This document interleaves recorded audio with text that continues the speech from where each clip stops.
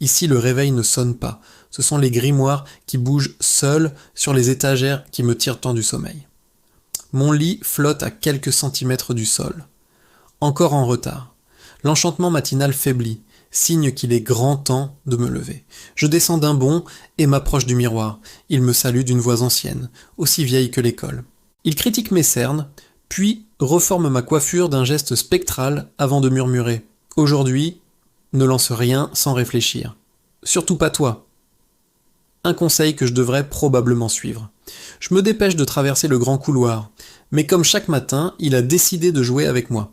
Les portes changent de place, les escaliers se déplient et se replient comme des serpents mécaniques.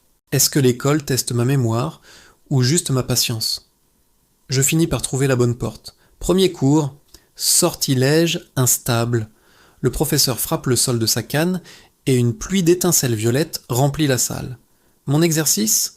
Contrôler une sphère d'énergie brute. Elle palpite, grandit et explose dans un bruit sourd. Encore, le professeur rit doucement.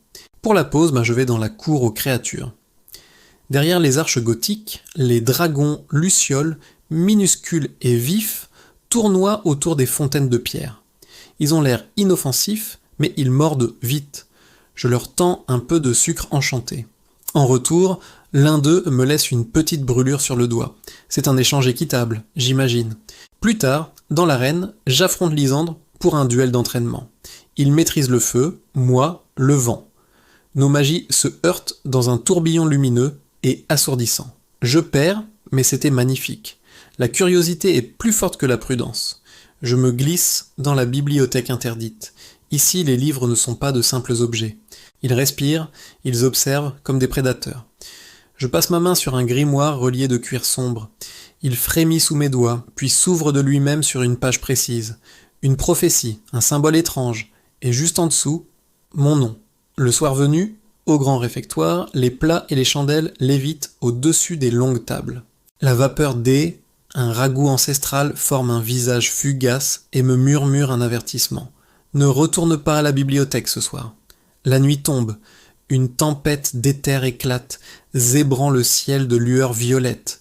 Sur les toits, les runes de protection s'illuminent, leur pouvoir vibrant dans l'air. Je sens la magie pulser dans mes veines, quelque chose approche, ou s'éveille. De retour dans mon dortoir, ma bougie s'éteint brusquement. Dans l'obscurité, je distingue une forme sur mon lit. C'est le livre de la bibliothèque, celui que je n'ai pas ramené.